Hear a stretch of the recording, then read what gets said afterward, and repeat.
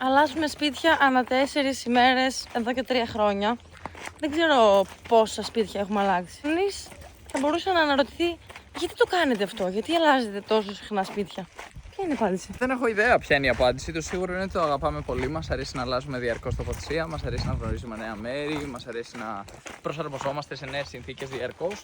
Αλλά εντάξει, να πούμε την αλήθεια, μας αρέσει πολύ το καλοκαίρι και αποφεύγουμε το κρύο, αποφεύγουμε το χειμώνα. Πιθανώς αυτό να είναι ένας πολύ βασικός λόγος.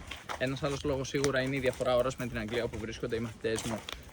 Το οποίο σημαίνει ότι μας δημιουργεί μια πίεση χρονική. Αν μέναμε για παράδειγμα στην Ελλάδα, θα έπρεπε εγώ να διδάσκω από τις 6 το απόγευμα μέχρι τις 12 τα μεσάνυχτα κατά τη διάρκεια της σχολικής χρονιάς στην Αγγλία.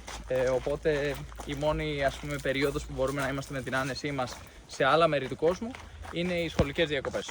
Πολύ χονδρικά Ιούνιο με Αύγουστο. Μπορούμε να βρισκόμαστε Ευρώπη, θα μπορούσαμε θεωρητικά να πάμε στην Ασία αν θέλαμε, αλλά με το που επιστρέψουν οι μαθητές μου στο σχολείο το Σεπτέμβριο, κάπου συνήθως ερχόμαστε δυτικά. Ερχόμαστε εδώ στη Λατινική Αμερική. Τι είναι αυτό εδώ, ένα τεράστιο λεμόνι? Ναι, δεν ξέρω, μοιάζει με λεμόνι, μοιάζει λίγο και με μάγκο, αλλά η φρούδα μοιάζει πιο πολύ με λεμόνι. Τεράστια είναι αυτά τα φύλλα. Έχοντας μείνει σε τόσα πολλά σπίτια, έχεις μείνει σε μέτρια, σε κακά, σε καλά σπίτια.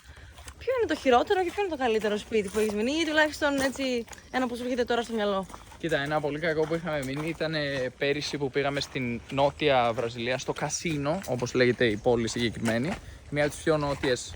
Βασικά είναι και η πόλη με την μακρύτερη παραλία στον κόσμο, από ό,τι θυμάμαι. Ναι, Κασίνο. Παραλία του Κασίνο. Αλλά εντάξει, αυτό άσχετο. Το σπίτι σίγουρα ήταν περίπτωσάρα. Νομίζω το θυμάσαι. Το ψυγείο ήταν μέσα χάλια. Το σπίτι Κελεπούρη, έτσι το ονομάσαμε. Ναι. Και το καλύτερο?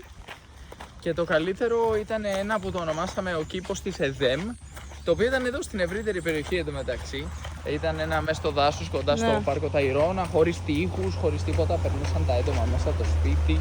Εμείς ήμασταν μέσα στο δάσος πλήρως ενσωματωμένοι. Αλλά να πω την αλήθεια, έμοιαζε αρκετά με το τωρινό μας σπίτι, την τωρινή μας διαμονή εδώ στο Puerto Alto Hostel. Εδώ το λένε hostel, στα αγγλικά το λένε hostel. Τέλος πάντων, είναι ένα hostel όντως, το οποίο είναι πολύ ψηλά πάνω στο βουνό, το έχει χτίσει.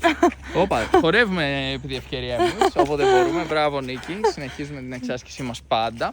Λοιπόν, όσον αφορά το hostel, το έχει χτίσει ένας Γερμανός πολύ ψηλά στο βουνό. Υπάρχουν τα ωραία, υπάρχουν και τα λιγότερα ωραία σπίτια. Το ίδιο ισχύει για τις εμπειρίες, αλλά αυτό είναι το ωραίο με το συγκεκριμένο τρόπο ζωής. Τη μία σε ανεβάζει, την άλλη σε κατεβάζει και τα συναισθήματα είναι πάντα έτσι λίγο μπερδεμένα και ωραία. Ποτέ δεν βαριέσαι, αυτό είναι σίγουρο.